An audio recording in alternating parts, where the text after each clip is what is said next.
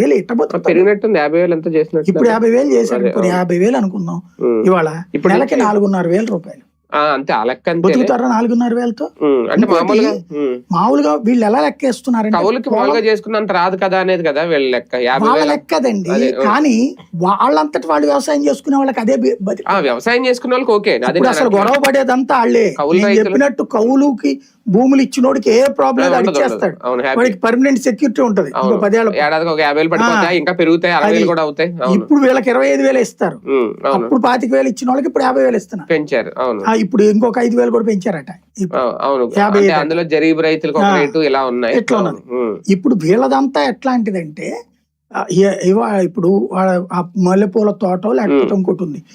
ఏడాది పొడుగున ఆదాయమే కదా. అవును, నెలలా ఒక 25,000-30,000 రూపాయలు సంపాదించుకుని హ్యాపీగా బతుకుతున్న వాళ్ళు అంటే ₹1,00,000 వస్తాయి వ్యాపారం. దాంట్లో కూలి వాళ్ళు కావచ్చు, ఖర్చులు కావచ్చు, అన్ని పోను 25,000-30,000 ఈజీగా మిగులుతాయి పంట మీద నెలకి.